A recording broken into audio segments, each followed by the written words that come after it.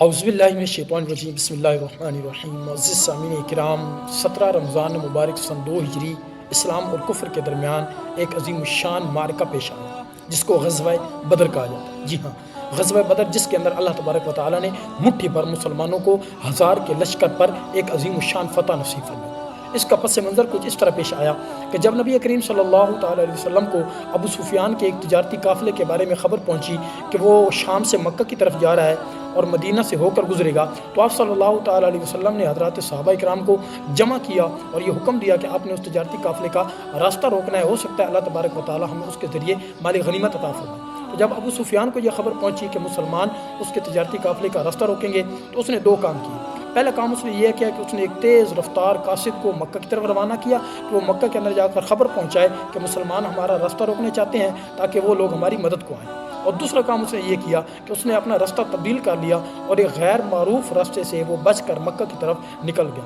ادھر جب مکہ کے اندر خبر پہنچی، ابو جہل کو پتہ چلا، تو ابو جہل اور کفار جو تھے وہ بھڑک اٹھے اور ابو جہل جو ہے وہ 1000 مسلح افراد کو لے کر 300 گھوڑے اور 700 اونٹ لے کر جو ہے وہ مسلمانوں کے خلاف جنگ لڑنے کے لیے نکل پڑے۔ جب حضور صلی اللہ تعالیٰ علیہ وسلم کو ابو جہل کے لشکر کے بارے میں خبر پہنچی تو آپ صلی اللہ تعالیٰ علیہ وسلم نے حضرات صحابہ کرام سے مشورہ کیا۔ حضرت ابو بکر صدیق اور حضرت عمر فاروق رضی اللہ تعالیٰ عنہ نے ایک خطبہ دیا اور اس کے اندر انہوں نے کہا کہ ہم یا رسول اللہ صلی اللہ تعالیٰ علیہ وسلم جنگ کے لیے تیار ہیں۔ آپ صلی اللہ تعالیٰ علیہ وسلم نے جو انصار صحابہ تھے ان سے بھی مشورہ طلب کیا، تو حضرت انصار صحابہ کرام رضوان اللہ تعالیٰ علیہ اجمعین نے فرمایا یا رسول اللہ صلی اللہ تعالیٰ علیہ وسلم ہم بھی آپ کے لیے لڑنے کے لیے تیار ہیں، ہم آپ کی دائیں طرف، آپ کی بائیں طرف، آپ کے آگے، آپ کے پیچھے، ہر طرف سے آپ کی حفاظت کے لیے تیار ہیں، آپ کے ساتھ لڑنے کے لیے، کفار کے ساتھ جنگ کرنے کے لیے تیار ہیں۔ ادھر مسلمانوں کے پاس صرف 2 گھوڑے اور 70 اونٹ اور کوئی اتنا ہتھیار بھی نہیں تھے۔ ابو جہل جو ہے اس نے بدر کے مقام کے اندر ایک ایسی جگہ پر پڑاؤ ڈالا جو سخت زمین تھی، سخت جگہ تھی، اور مسلمانوں کے حصے میں وہ جگہ آئی کہ جو ریتلی جگہ تھی جس کے اندر مسلمانوں کے پیر اندر دھنس رہے تھے۔ تو اللہ تبارک و تعالیٰ نے سب سے پہلی مدد یہ کی کہ اللہ تبارک و تعالیٰ نے بارش نازل فرمائی۔ اس بارش کے ذریعے سے جو مسلمانوں نے جہاں پڑاؤ ڈالا تھا وہ ریتلی جگہ تھی چونکہ، تو وہاں اللہ تبارک و تعالیٰ نے بارش نازل فرمائی اور وہ ریت جو ہے وہ جم گئی، مضبوط جگہ ہو گئی۔ اور ادھر جس جگہ ابو جہل اور اس کے لشکر نے پڑاؤ ڈالا تھا وہ سخت جگہ تھی، ادھر بارش جب آئی تو وہ جو ہے وہ جگہ کیچڑ بن گئی۔ تو حضرات صحابہ کرام جنگ کے لیے تیار ہو گئے۔ سب سے پہلے ابو جہل نے جو ہے وہ اپنے سرداران بھیجے، عتبہ، شیبہ، ان کو بھیجا، اور مسلمان صحابہ کرام وہ بھی انفرادی طور پر گئے اور عتبہ، شیبہ اور ان کے سردارانوں کا جو سر ہے وہ قلم کر دیا، ان کو قتل کر دیا۔ تو ادھر جنگ کی جب رات تھی تو جنگ کی رات نبی کریم صلی اللہ تعالیٰ علیہ وسلم ہاتھ پھیلائے بیٹھے ہیں، اٹھائے بیٹھے ہیں اور گڑ گڑا رہے ہیں، رو رہے ہیں کہ یا اللہ میری 15 سال کی محنت، یہ مٹھی بھر مسلمان ہیں، اگر آج یہ کفار کے ہاتھوں شکست کھا گئے، اگر یہ ہلاک ہو گئے تو یا اللہ پھر دنیا میں کوئی تیرا نام لینے والا، کوئی تیری عبادت کرنے والا نہیں ہوگا۔ حضور علیہ السلام رو رہے ہیں، دعا کر رہے ہیں۔ حضرت ابو بکر صدیق رضی اللہ تعالیٰ عنہ تشریف لے اور فرمایا یا رسول اللہ اب بس کر دیں، آپ کی دعا سن کر تو آسمان کے فرشتے بھی رو پڑے ہوں گے، ضرور اللہ تبارک و تعالیٰ آپ کی مدد فرمائیں گے۔ پھر وہ منظر سب نے دیکھا کس طرح اللہ تبارک و تعالیٰ نے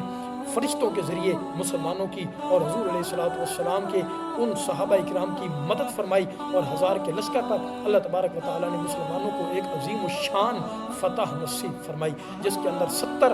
جو قریش تھے وہ قتل کیے گئے، 70 کو جو ہے وہ قید کیا گیا، اور اس کے اندر 14 صحابہ کرام جو ہے انہوں نے جام شہادت نوش فرمائی۔ تو یہ تھا غزوہ بدر۔ اس کے اندر ابو جہل کی جو ہے وہ موت بڑی دردناک طریقے سے ہوئی۔ حضرت عبد الرحمن بن عوف رضی اللہ تعالیٰ عنہ ارشاد فرماتے ہیں کہ جب جنگ کے لیے صفیں بن رہی تھی تو میں نے دیکھا میری دائیں طرف اور بائیں طرف 2 چھوٹے چھوٹے بچے، انہوں نے میرے کان کے اندر سرگوشی کی، مجھ سے پوچھا چچا جان یہ ابو جہل کون ہے؟ تو میں نے ان سے تعجبانہ لہجے میں پوچھا کہ تم نے کیا کرنا ہے ابو جہل کو؟ تو ان چھوٹے چھوٹے بچوں نے کہا، اب ان کا جذبہ دیکھے، ایمان دیکھے، انہوں نے کہا کہ ہم نے سنا ہے کہ وہ حضور علیہ السلام کی شان میں بڑی گستاخیاں کرتا ہے، ان کے خلاف بڑی باتیں کرتا ہے، ان کی شان میں گستاخیاں کرتا ہے، آج ہم اس کو قتل کریں یا خود شہید ہوں۔ تو حضرت عبد الرحمن بن عوف فرماتے ہیں کہ میں نے کچھ دیر بعد دیکھا ابو جہل اپنے گھوڑے پر آ رہا ہے اور اس کے پورے جسم پر جو زرہ ہے، لوہے کا اس نے لباس پہنا ہوا ہے، صرف اس کی آنکھیں نظر آ رہی ہیں۔ تو حضرت معاذ اور جو 2 چھوٹے بچے تھے وہ دونوں دیکھتے دیکھتے ابو جہل پر جھپٹ پڑے اور اس کو تلوار سے وار کیا اور وہ گھوڑے سے گر پڑا اور زخمی ہو گیا. اسی زخمی حالت کے اندر وہ گرا پڑا تھا, خون سے لت پت تھا. تو حضرت عبداللہ بن مسعود رضی اللہ تعالیٰ عنہ آئے اور ابو جہل کا سر ہے اس کے تن سے جدا کر دیا. اب وہ جو چھوٹے چھوٹے بچے تھے, کم سن عمر بچے, وہ جو ہے وہ لڑ رہے تھے.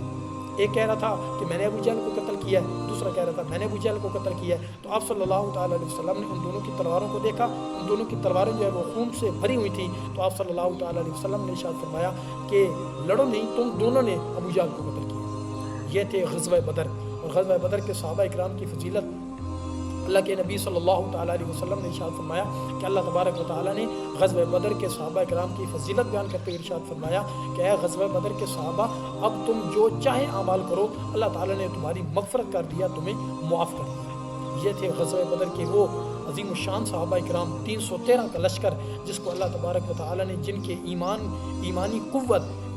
اور حضور سے محبت کی وجہ سے اللہ تبارک و تعالیٰ نے ان کے دلوں کے اندر جو ایمان تھا, جو جذبہ تھا, جو طاقت تھی, اس کے ذریعے اللہ تبارک و تعالیٰ نے فرشتوں کے ذریعے مدد فرما کر 313 کے لشکر کو 1000 کے لشکر پر ایک عظیم الشان فتح نصیب فرمائی. اللہ تبارک و تعالیٰ سے دعا ہے کہ اللہ تبارک و تعالیٰ ہمیں بھی حضرات صحابہ اکرام جیسا ایمان, جذبہ, قوت اور طاقت عطا فرمائے.